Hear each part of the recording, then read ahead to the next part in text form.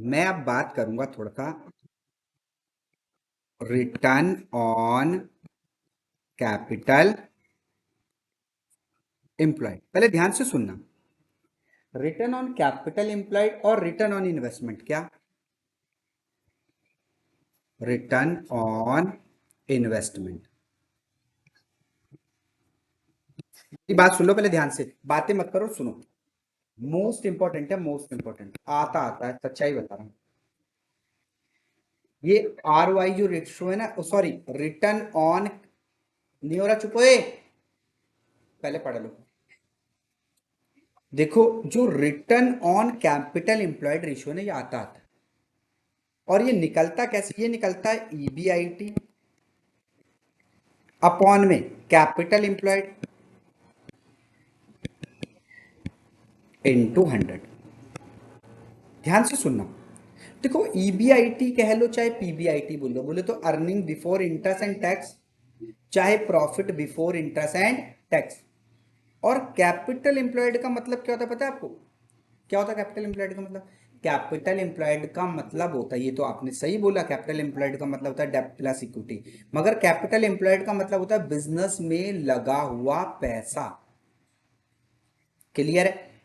अब ध्यान से सुनो। देखो, अगर ये जो ईबीआईटी है ना, ईबीआईटी बहुत तरीके से निकलता है। मैं आपको थोड़ा सा ना एक इनकम स्टेटमेंट मैंने पहले भी आपको बताया होगा, और मैं आपको एक इनकम स्टेटमेंट बताता हूँ थोड़ा सा।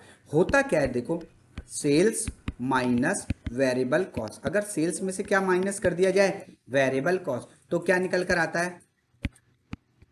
कंट्रीब्यूशन। क्या निकल कर आता है? और कंट्रीब्यूशन में से माइनस कर दिया जाए अगर क्या?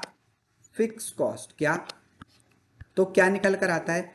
ई बी आई टी। इसे कहते हैं earning before interest and tax, चाहे इसे कह लो क्या? Profit before interest and tax. Clear है? और फिर होता क्या है, इसमें से माइनस करते हैं हम इंटरेस्ट। क्या करते हैं? इंटरेस्ट। तो जो निकल कर आते हैं उसे कहते हैं अर्निंग बिफोर टैक्स कह लो, चाहे क्या कह लो, प्रॉफिट बिफोर टैक्स। और फिर इसमें से माइनस हो जाता है क्या? टैक्स। और जो निकल कर आता है उसे कहते हैं अर्निंग आफ्टर टैक्स या प्रॉफिट आफ्टर टैक्स। क्लियर है नहीं? अब ध्यान से सुनना। देखो, क्वेश्चन में ना इस तरीके के जो क्वेश्चन आते हैं क्या निकालने के लिए? Return on capital employed. इसमें क्या होता है, कई बार जैसे ऊपर वाला कुछ डाटा दिया हो सकता है या नीचे वाला कोई डाटा दिया हो सकता है। दूसरी चीज, जो कैपिटल एम्प्लॉयड है, क्या है? कैपिटल एम्प्लॉयड का मतलब होता है यहाँ पे,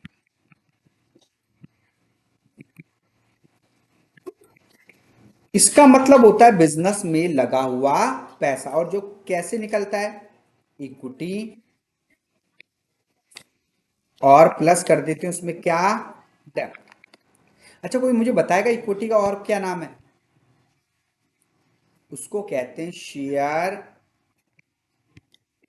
होल्डर फंड, या क्या कहते हैं उसको? ओनर फंड, या उसे क्या कहते हैं? ओनर इक्विटी, या क्या कहते हैं? नेटवर्क। ये सब नाम इसके। क्लियर है या नहीं?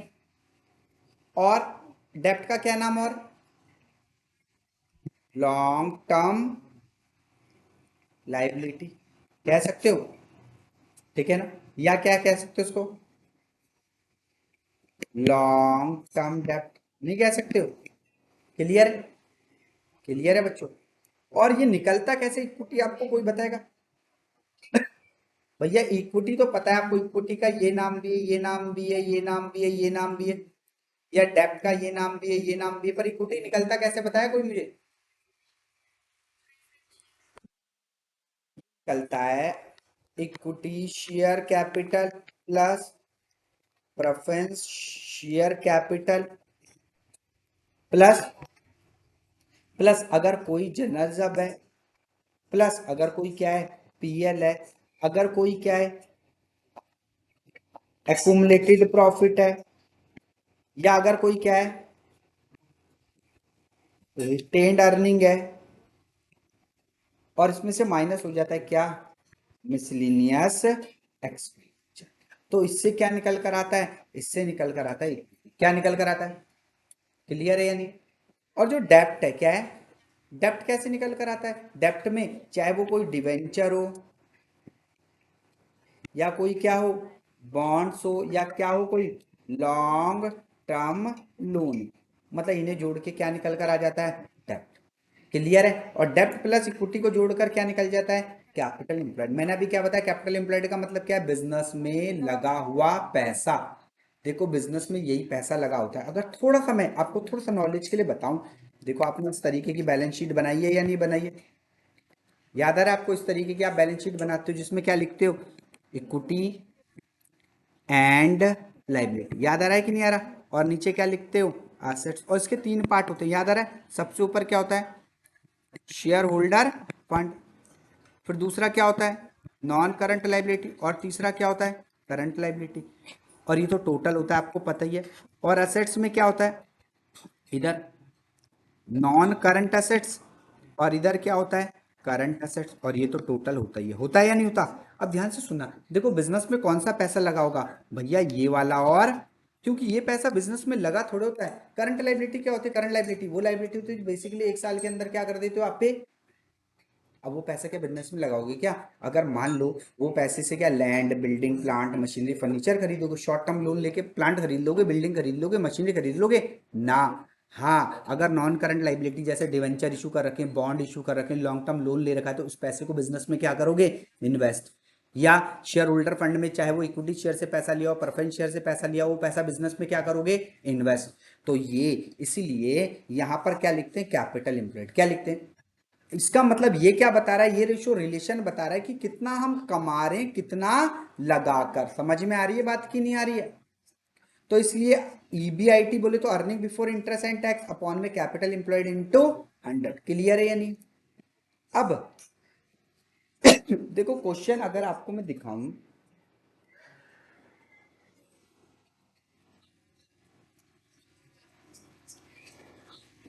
क्या हुआ?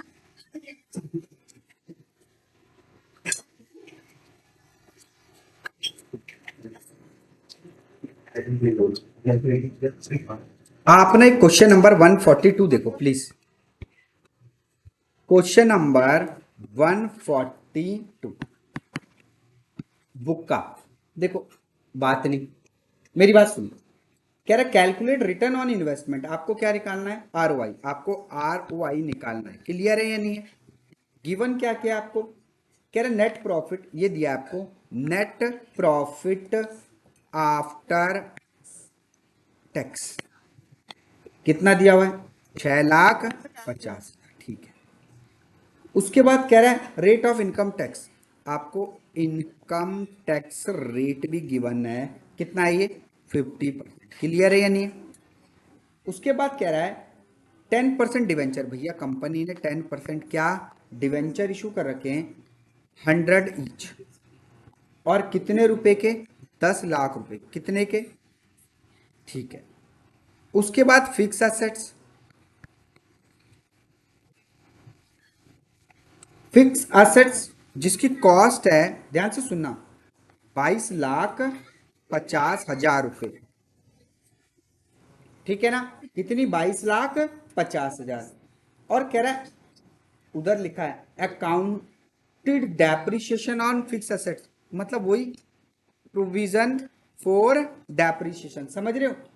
सॉरी एक्यूमुलेटेड है वो। क्या है? एक्यूमुलेटेड डेप्रिसिएशन दिया है कितना? 2 लाख। वही एक्यूमुलेटेड का मतलब क्या होता है? Provision for depreciation. कितना दिया हुआ है? 2,50,000। अब ध्यान से समझना पहले तो क्वेश्चन ही क्या दिया हुआ है। और करंट एसेट्स भी दिया है। करंट एसेट्स कितनी दे रखी है? 12 लाख। कितने की दी है? और क्या दिया हुआ है? करंट लाइबिलिटी भी दे रखी है। कितनी दी है? 4 लाख। और कह रहा है अपने को क्या निकालना है? आरओआई। क्या निकालना है? अब ध्यान से सुनना। देखो अगर मैं थोड़ी सी बात करूं तो मुझे सबसे पहले आरओआई रेशियो निकालने के लिए चाहिए क्या? ईबीआईटी। क्या चाहिए? Earning before interest and tax. अब ये कैसे निकलेगा? तो क्वेश्चन में पहले देखो मुझे क्या दिया है। देखो नेट प्रॉफिट आफ्टर टैक्स दिया है। क्या दिया है?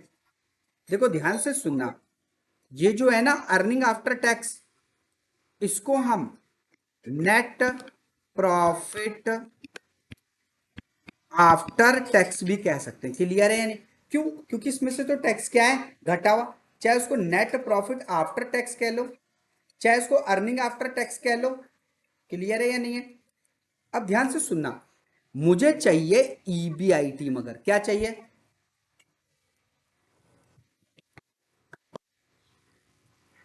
मुझे क्या चाहिए? ईबीआईटी। क्या चाहिए? अब अगर मुझे यहां से ऊपर की तरफ को जाना है, कहां को जाना है? देखो मुझे अगर E A T earning after tax चाहे नेट प्रॉफिट आफ्टर टैक्स दे रखा है, कितना दिया है जरा देखना। मुझे नेट प्रॉफिट आफ्टर टैक्स कितना दिया है? 6,50,000।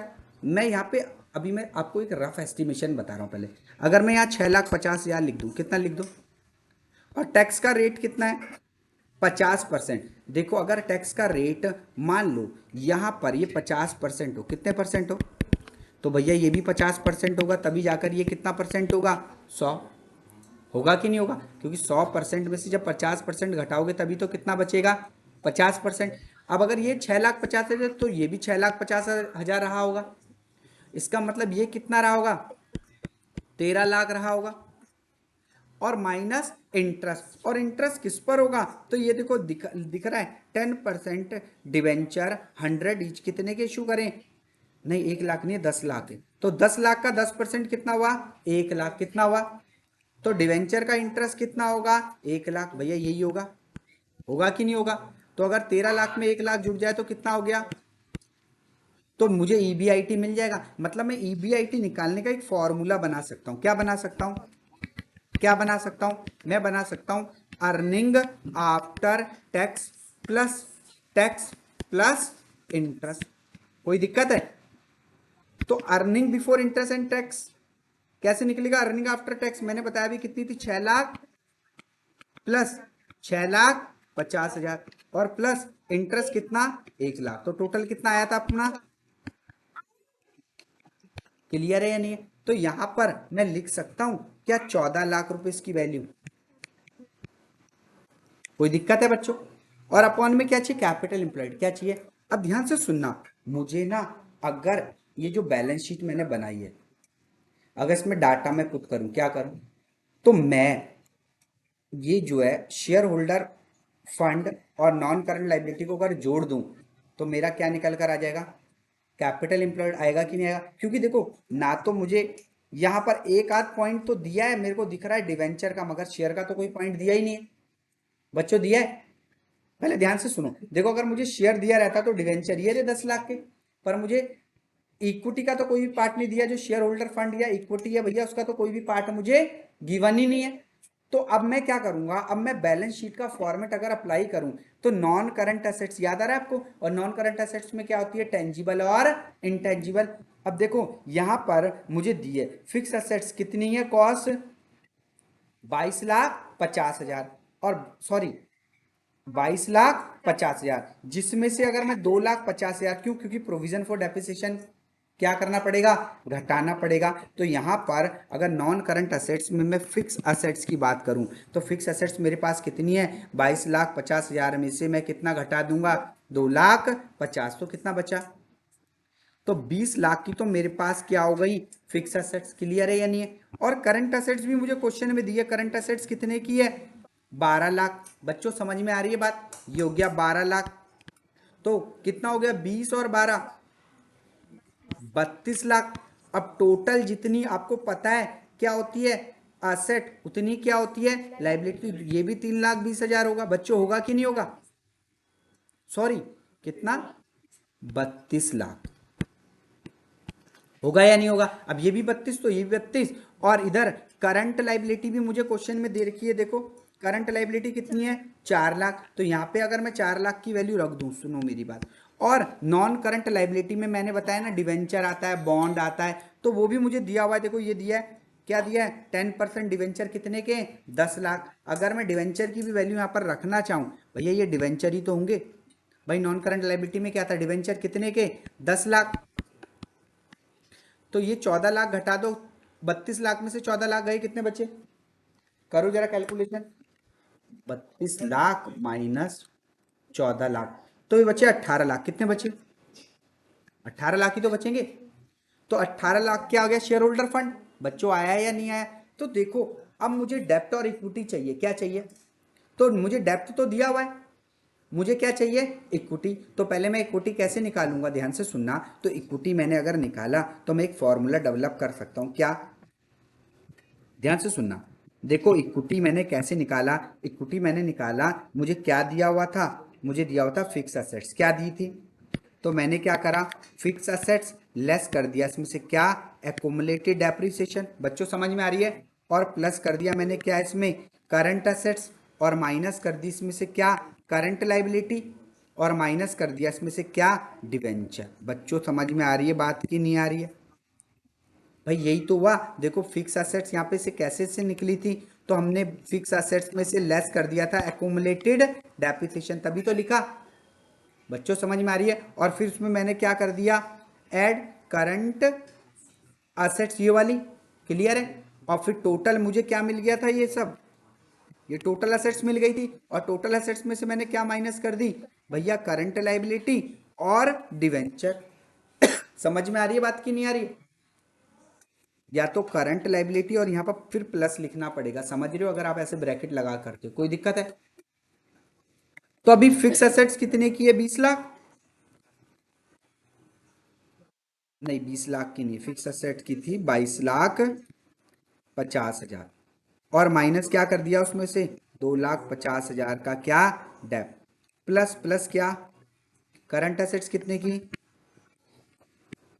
और फिर माइनस करना है उसमें से क्या, करंट लाइबिलिटी कितने की है, 4 लाख, और प्लस डिवेंचर कितने का है।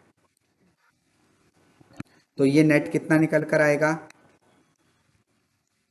18 लाख। समझ में आ रही है बात या नहीं आ रही बच्चों, क्लियर है या नहीं, क्लियर है। अब यहां पर ध्यान से देखो भैया, मुझे चाहिए कैपिटल एम्प्लॉयड, क्या चाहिए, और कैपिटल एम्प्लॉयड क्या होता है, डेप्ट प्लस इक्विटी। भाई कैपिटल एम्प्लॉयड क्या होता है, डेप्ट प्लस, तो यहां पर capital employed is equal to डेप्ट प्लस इक्विटी। अब डेप्ट की वैल्यू कितनी है, ये दे रखी है कितनी, 10 लाख, और इक्विटी की वैल्यू अभी हमने निकाली, कितनी निकल कर आई, 18 लाख, आई या नहीं आई। तो टोटल कितना हो गया, 18 और 10, 28 लाख, कितना आ गया। तो अब 28 लाख यहां पे रख दो, इनटू, समझ में आ रही है बात की नहीं आ रही, जरा बताना कितना आ रहा है मुझे, कितना,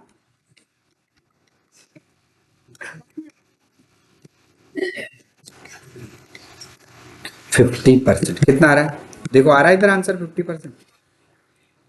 तो समझ में आ रही है कुछ कुछ बातें की नहीं आ रही है। तो इस तरीके से आपको करना है, क्लियर है। तो ये क्या था, रिटर्न ऑन कैपिटल एम्प्लॉयड, इसे उतार लो।